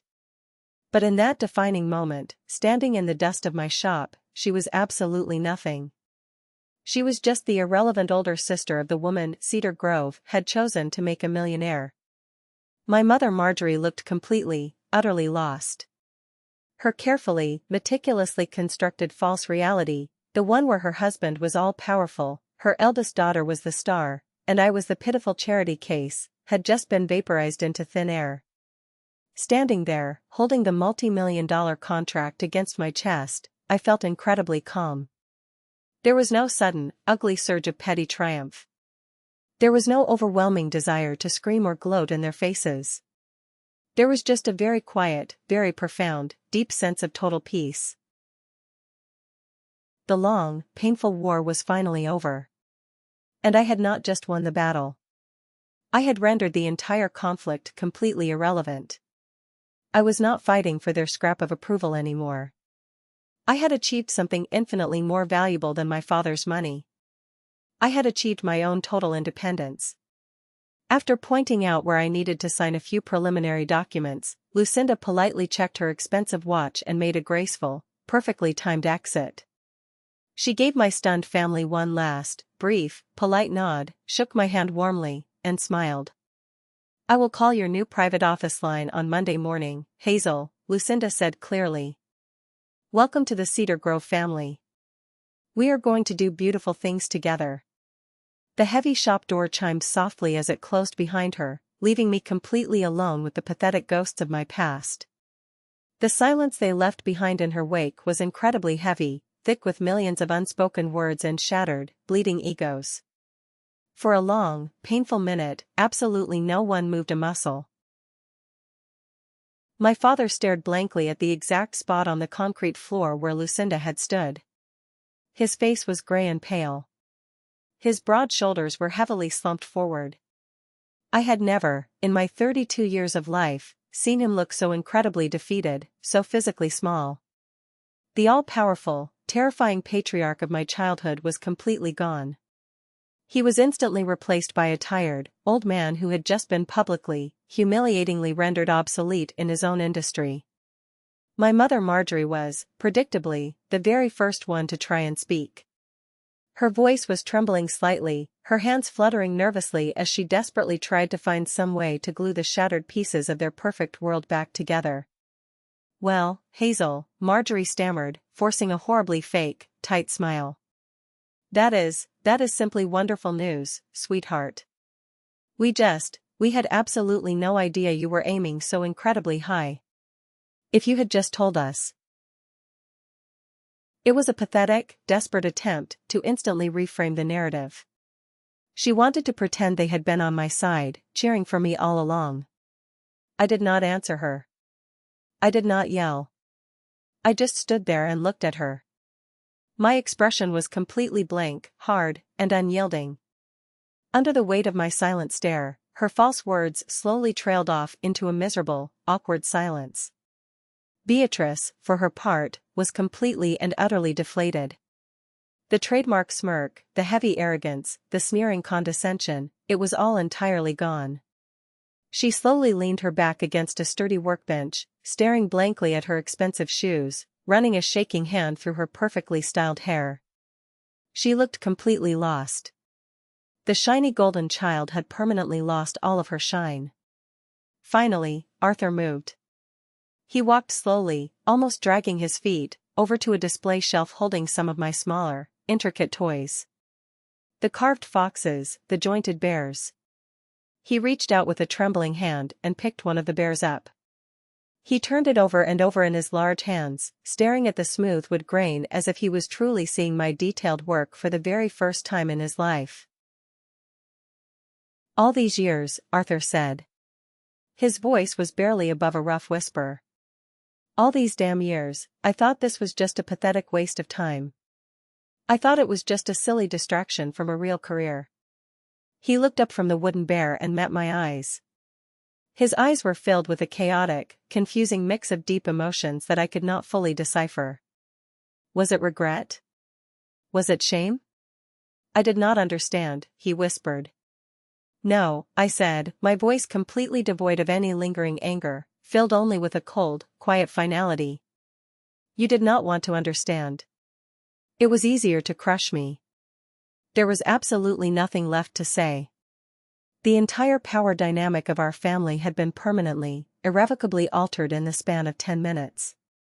They had not come here today to celebrate my hard work. They had come to claim a piece of my sudden success for themselves. And in doing so, they had revealed their true, ugly selves so completely, so undeniably, that there was absolutely no going back. They saw me only as a commodity, a shiny new asset for the family portfolio. But I was not for sale. Not to Flora. Not to Faye. And certainly not to them. Never again. This was the defining moment. The exact moment when everything finally changed, when I reached out and violently took back total control of my own life story. They began to slowly shuffle toward the large rolling door, a silent, thoroughly defeated procession. It felt incredibly surreal, like watching a sad foreign film. It felt like these three people were complete strangers that I only vaguely recognized from a past life. My mother paused at the doorway. She turned back to look at me, her eyes pleading, welling with actual tears. Hazel, please, Marjorie said, her voice cracking softly. Do not let it end like this. We can fix this. We can sit down and talk. We are still family. The word family hung heavily in the dusty air. For so long, for my entire life, that specific word had felt like a heavy iron chain. It was a suffocating weight that I was obligated to carry around my neck. It meant forced forgiveness without any genuine apology. It meant keeping the peace without ever seeing any justice. It meant my feelings, and my innocent son's feelings, were always secondary to the comfort of the wealthy group. I looked right past her to my father, who was still cowardly avoiding my gaze, staring at the floor. And I looked at Beatrice, who was just staring blankly into space, completely broken. Family, I repeated the word slowly, tasting how strange and bitter it felt in my mouth. Let me tell you exactly what the concept of family is going to look like from now on. I took a confident step forward. All three of them immediately stopped walking and turned to listen to me. My voice was quiet, but it commanded the entire massive workshop. There was absolutely no more anger. There was no more desperate pleading for their love. There were just the hard, clear, reinforced concrete lines of my brand new reality. First, I said, locking my eyes directly onto Beatrice. She flinched slightly. You are going to call me. Not a text message. Not a cowardly email. You are going to pick up the phone and call me. And you are going to apologize. Not to me. I do not care about your apologies. You are going to apologize to my son, Silas. You are going to tell him clearly that what you did to his castle was incredibly cruel. You are going to tell him that it was absolutely not a joke, and that it was entirely your fault, not his. You will do this because he deserves to hear the truth. Not because you want something from me. Beatrice swallowed hard, her throat bobbing. She looked terrified, but she nodded slowly. Second, I said, turning my gaze to my mother. You will completely stop lying, Marjorie. You will stop pretending that everything is perfectly fine when it is rotting.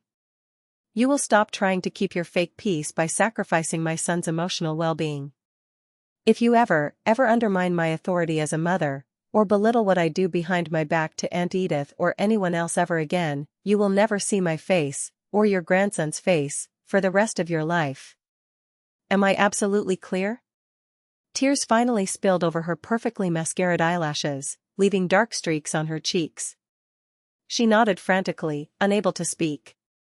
And finally, I said, looking directly at my father. He finally lifted his head and met my gaze. His eyes were dark, tired, and unreadable. You. Arthur. I do not want your unsolicited business advice. I do not want your corporate guidance. I do not need your money, and I certainly do not need your protection. I took a deep breath. What I desperately needed 3 years ago, was a father. A man who would stand up and defend his daughter and his young grandson, instead of defending his own bloated pride and his favorite child. I do not know if that decent man even exists inside of you. But if you ever want to have a relationship with Silas, you will have to prove it. Not with your empty words. Not with your checkbook or a trust fund. With actual effort. You will show up. You will be quietly present. You will learn exactly who your grandson actually is, not who you think he should be to fit your image. I let the heavy words settle over them like a thick blanket. I had spent years building massive, impenetrable defensive walls around my heart to protect myself from their cruelty. Now, finally, I was building a door in that wall. But I was the only person who held the key. This is not a negotiation, I said, my voice softening just a fraction, but losing none of its steel. This is the non-negotiable price of admission into our lives. You can choose to pay it, or you can choose to walk out that door and walk away forever.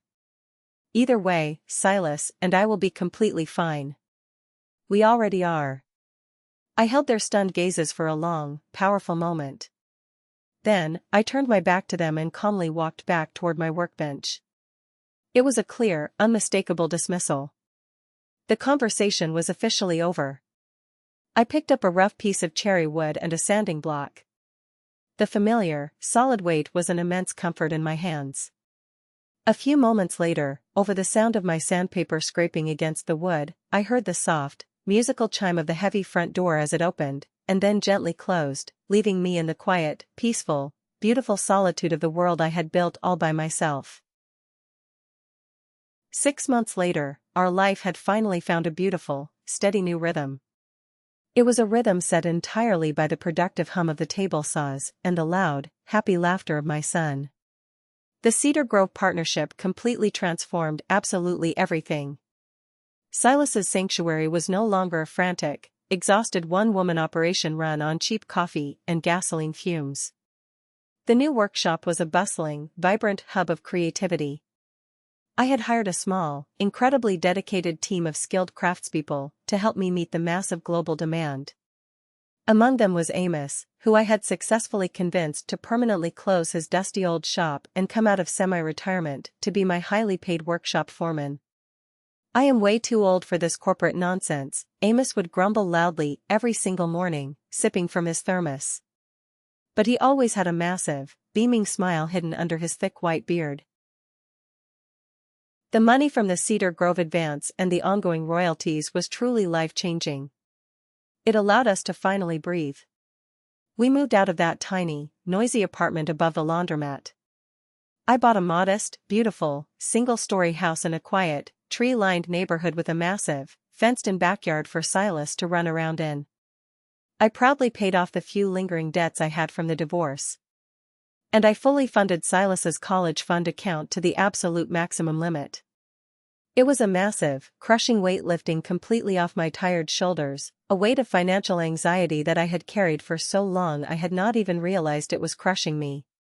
But the most profound, real change was not the large number in the bank account. It was the deep, quiet peace. It was the complete absence of family drama and manipulation. It was the incredible feeling of waking up every single morning knowing, with absolute certainty, that my world was stable, perfectly safe, and entirely mine. Silas absolutely thrived in this new environment. He was doing incredibly well in his new school, he had made a great group of kind friends, and he was rapidly becoming a highly talented little artist in his own right. He spent hours hanging out in the workshop with Amos and me after school. He did not just watch anymore, he was actively creating his own little, imaginative projects at a special, small workbench I had custom built just for his height. The dark, lingering shadow of that disastrous 7th birthday party had finally, truly begun to fade from his memory. As for my family, for the most part, they had strictly adhered to my rules and kept their distance. It was a very fragile, completely unspoken truce. My mother Marjorie sent polite, incredibly superficial text messages on major holidays, asking about the weather. My father Arthur remained completely silent. And then, one Tuesday afternoon, a package arrived in the mail at the house. It was a medium-sized, heavy cardboard box addressed directly to Silas. There was absolutely no return address written on the label. I opened it very cautiously on the kitchen counter while Silas was doing his homework. Inside, carefully nestled in layers of expensive white tissue paper, was a beautiful, professional-grade beginner's wood carving set. It had small, high-quality steel whittling knives, thick leather safety gloves, and several smooth blocks of premium, soft basswood perfect for learning to carve. And sitting underneath all the tools was a handwritten letter on heavy stationery. The handwriting was shaky, messy, almost childish in its execution. I recognized the scrawl immediately. It was from my sister, Beatrice. I called Silas into the kitchen. We sat down together at the kitchen table, and I read the letter out loud to him. Dear Silas, I do not expect you to understand this letter, and I certainly do not deserve for you to forgive me. What I did to your beautiful wooden castle at your 7th birthday party was the absolute meanest, cruelest thing I have ever done in my entire life. Your mother was right. It was absolutely not a joke. It was cruel.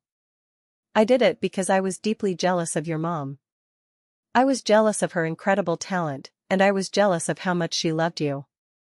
I broke your amazing castle because I was a deeply broken, unhappy person inside. It was entirely my fault. Not yours. You did absolutely nothing wrong. I am so incredibly sorry for making you cry. I know the word sorry is just a word. My new therapist says I need to actively make amends, not just offer empty apologies. I honestly do not know how to do that yet. But I saw this beginner carving set in a store window, and I immediately thought of you and your mom. Maybe, one day, a long time from now, you can show me what you make with it. Sincerely, Aunt Beatrice.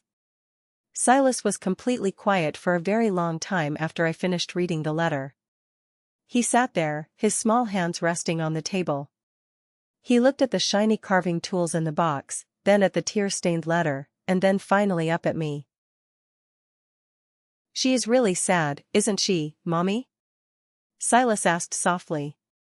His young voice was full of a simple, profound, breathtaking empathy that only an innocent child can truly possess. Yeah, buddy, I said, my throat feeling tight and thick with emotion. I think she is very sad. Can we keep the tools? He asked hesitantly.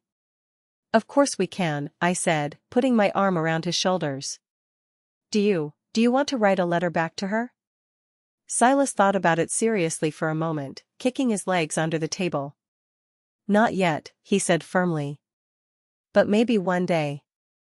When I make a really good bear. It was not total forgiveness. Not yet. The pain was still a memory. But it was a genuine start. It was a single, shaky, honest step on a very long, difficult road toward healing. The very next weekend, I took Silas to the local park for his Saturday morning soccer game. I was sitting in my folding canvas chair on the sidelines, sipping coffee and cheering loudly with the other mothers. While Silas was running down the field, I happened to glance over toward the parking lot. I saw a familiar, tall figure standing quietly by a large oak tree on the absolute furthest edge of the grassy field. It was my father, Arthur. He was wearing a casual jacket, just standing there with his hands shoved deep into his pockets, deliberately keeping a massive distance from the crowd of parents. He did not approach the field. He did not wave or call out my name. He just stood there in silence, watching his grandson run and play in the morning sun. He looked like a lonely, solitary figure. When the referee blew the final whistle, the game ended. I helped Silas pack up his cleats and water bottle. When we started to walk back toward the parking lot, I looked over at the oak tree. Arthur was completely gone. He had shown up. He had not brought a checkbook. He had not brought an expensive gift to buy Silas's affection. He had just brought himself. It was the absolute smallest, most microscopic possible effort a grandfather could make. But it was infinitely more genuine effort than he had given me in over 30 years.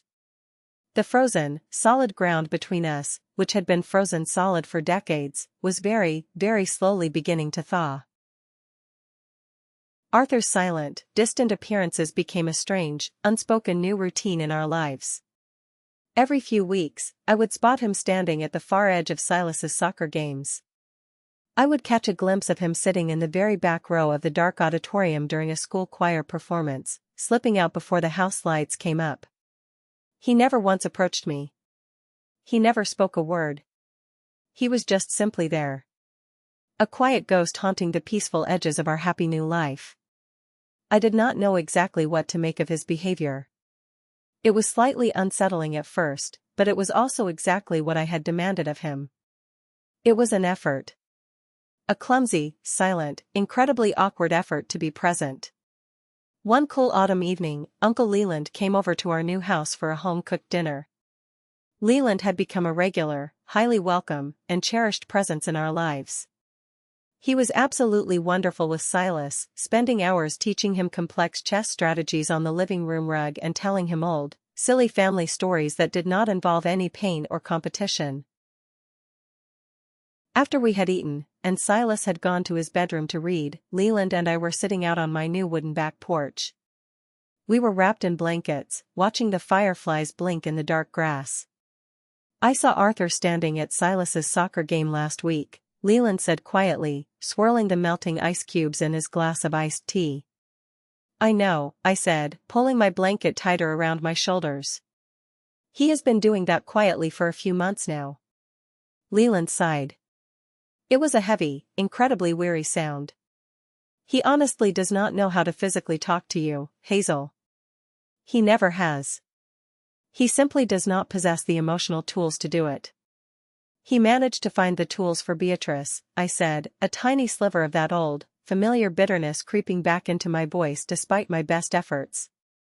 "No, he really didn't," Leland said, turning his head to look directly at me. His expression was dead serious in the porch light. "He did not have tools for Beatrice. He just had a script. Beatrice played the role of the successful, ruthless corporate heir. That was a rigid role Arthur completely understood, because it was the exact same role that was violently forced onto him when he was young. He does not have a script for you, Hazel. You are the creative one. You are the artist. You are the one who actually got away." Leland took a long, slow sip of his iced tea. He looked out into the dark yard. "Do you know what your father actually wanted to be when he was a young man, Hazel? Before he went to business school?" I frowned, shaking my head in confusion. "A businessman, I assume? Like his father? Like grandfather?" Leland let out a short, incredibly sad laugh that sounded like a cough. "No. Not even remotely close. Hazel, your father. Arthur was an absolutely incredible painter. I mean, he was truly, wildly gifted. He painted massive, sweeping landscapes with oil paints.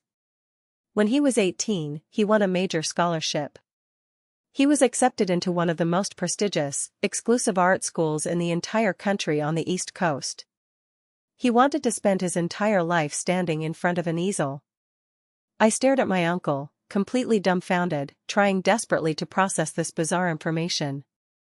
Trying to imagine my pragmatic, ruthless, numbers-driven father as a young, passionate, aspiring artist felt exactly like trying to imagine a heavy boulder wanting to fly. It did not make any logical sense. "So, what happened?" I asked, my voice barely a whisper. "Our father happened," Leland said, his voice instantly hardening with old anger. "Your grandfather. He was a hard, cruel man. Infinitely harder and crueler than Arthur ever was to you. He saw art and emotion as a pathetic weakness. A frivolous, embarrassing waste of time for a man." Leland leaned forward, resting his elbows on his knees. "Grandfather sat Arthur down the night before he was supposed to leave for art school. He told Arthur, in no uncertain terms, that if he got on that train, he would be completely, permanently disowned. No financial support. No family name. No inheritance whatsoever. He would be cut off and dead to the family. Grandfather told him his strict duty was to the family firm. His duty was to make money, to be ruthless, to be a real man. The tragic story settled heavily over me on that dark porch, suffocating and incredibly profound. So, Arthur gave it up out of fear, Leland continued softly. He packed away all of his beautiful canvases. He threw away his expensive paints. He went to a rigid business school, put on a suit, and systematically became the exact, ruthless man his father demanded him to be. He buried that artistic, sensitive part of himself so incredibly deep down inside, I honestly do not think he even remembers it is still in there. But it is. It always is. Leland looked at me, his eyes full of sorrow. And then, you came along. His youngest daughter. The woodworker. The artist. You were absolutely everything he was explicitly forbidden to be. And instead of nurturing your amazing talent, he instinctively tried to crush it out of you. Because watching you succeed, watching you bravely do what he was far too terrified to do, I think it was just too painful for him to bear. It broke his heart all over again. I sat in the dark for a long time after Leland went home. The revelation did not magically excuse my father's terrible behavior. It did not wash away the 30 years of cruelty, the neglect, or the agonizing lack of support. It certainly did not forgive him for what he allowed Beatrice to do to Silas's birthday present. But it was an explanation. It was a heartbreaking, profoundly tragic explanation. The cruelty Arthur had shown me was not entirely about me. It was about him. It was the angry, screaming ghost of his own murdered dream lashing out. He was not just my abusive father, he was a tragic victim of his own abusive father. He was a broken man who had blindly passed down his deep trauma like a cursed, poisoned family heirloom. And sitting there on the porch, listening to the crickets, I finally, truly understood the magnitude of what I had done. The ugly cycle of abuse had not started with me. But, thank God, I was the one who was finally strong enough to end it. Silas's 11th birthday party felt like the beautiful, healing closing of a massive, painful circle. We held the party right in the middle of the massive Cedar Grove workshop. The vast space was completely filled with his school friends, running around safely. The air was thick with the wonderful, chaotic smell of fresh sawdust, pepperoni pizza, and vanilla birthday cake. Amos was there, wearing a party hat over his grumpy face, patiently showing a group of excited kids how to safely use a small, manual hand drill on scrap wood. Uncle Leland was sitting in the corner, leading a very serious, highly competitive game of chess with 3 11-year-olds. It was loud, it was wonderfully chaotic, and it was absolutely perfect. I had made the conscious, difficult decision to extend a formal invitation to my parents and Beatrice. I did not do it because I missed them. I did it entirely for me, and for Silas. It was a test. It was a way to see if any of those fragile, tiny seeds of change had actually managed to take root in the poisoned soil of our family. Beatrice came entirely alone. She looked remarkably different. She was thinner, and she was very quiet. The loud, arrogant swagger, the designer clothes, and the expensive wine glass were all completely gone. They were replaced by a hesitant, incredibly nervous uncertainty. She walked up to Silas, handed him a small, awkwardly wrapped gift, and then immediately retreated to stand quietly by the brick wall, just watching the chaos. She did not try to force conversation. She did not make any slick comments. She just observed. Later in the afternoon, I watched from across the room as Silas bravely walked right up to her. He pulled something out of his pocket and held it up.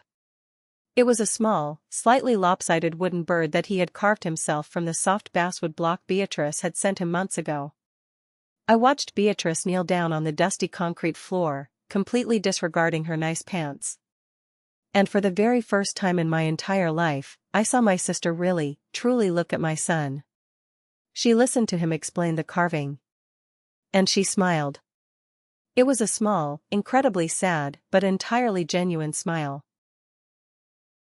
My parents arrived last. My mother Marjorie walked in carrying a ridiculously large, ostentatious, multi-tiered cake from an expensive bakery. It was a classic, over-the-top Marjorie move, but she seemed to instinctively understand that it was just a secondary offering. She was unusually quiet. She was highly respectful, did not try to take over the hosting duties, and focused all of her nervous attention on making polite small talk with the other parents. My father Arthur stood by the large rolling door for a very long time, just exactly as he had at the soccer games. He was an outsider looking in at the warmth. He held a large, flat, rectangular gift wrapped in brown paper under his arm. Finally, after most of the pizza was eaten, he slowly walked over to where I was standing by the table saw. "This is for Silas," Arthur said, his voice gruff and thick. He held the large package out to me. "You can give it to him yourself, Arthur," I said gently, refusing to take it from his hands. He shook his head slowly, looking down at the concrete. "No. I think this is really for both of you." He set the package down carefully on the workbench and walked back toward the door. Later that evening, long after the last guests had gone home and the massive workshop was quiet again, Silas and I stood at the workbench and carefully tore the brown paper off the gift. I opened the cardboard box. Inside, resting on the packing material, was a stunning, incredibly expensive, professional-grade solid mahogany art easel. And sitting right next to it was a beautiful, polished wooden box. I opened the brass latch. The box was completely filled with a pristine, complete set of high-end oil paints, expensive horsehair brushes, and a thick stack of blank, primed canvas boards. There was no card attached. There did not need to be. I stood there, staring down at the oil paints, the smell of linseed oil mixing with the scent of my sawdust. I looked at the gift, and then I thought about the memory of my father standing quietly in the doorway of this massive place I had built, a place entirely dedicated to creation, art, and passion. He had not just bought his grandson an expensive birthday gift. By handing over those paints, he was desperately trying to give Silas the exact dream that had been violently stolen from him half a century ago. He was trying to give my son the beautiful opportunity to create art that his own father had denied him. The generational curse, the heavy chain of crushed dreams and forced compliance, was finally, truly broken. The healing was absolutely not complete. Our family was not magically fixed. We would never be a normal, television sitcom family. There were still deep scars, and there were still painful memories that would ache in my chest on cold days. But it was no longer a tragic story of pain and submission. It had beautifully evolved into a story of boundaries, survival, and possibility. I stood there in the quiet heart of our sanctuary, with my arm around my strong, empathetic son, and I realized a profound truth. Building something brand new, from scratch, is always infinitely harder than breaking something old. It takes so much more time. It takes more patience, more calluses, and more love. We had taken the broken, jagged pieces of our traumatic past, and we had not just glued them back together. We had used those painful pieces to build a much better, infinitely stronger, and far more beautiful future. And that, I believe, is a masterpiece in itself. Thank you so much for listening to my story. I know it was a long one, but I truly hope it reached you in some meaningful way, wherever you are sitting right now. It has been a very long, difficult journey, and sharing it with all of you helps make sense of the painful parts. Have you ever had to draw a hard line and break a toxic cycle in your own family or your life? It can be an incredibly lonely road, and I would be absolutely honored to hear about your own experiences and how you survived. Please feel free to share your story in the comments below. We can all learn from each other's strength. And if you would like to hear more stories like this, do not forget to like this video and subscribe to the channel so you do not miss what comes next. Take care of yourselves, and protect your peace.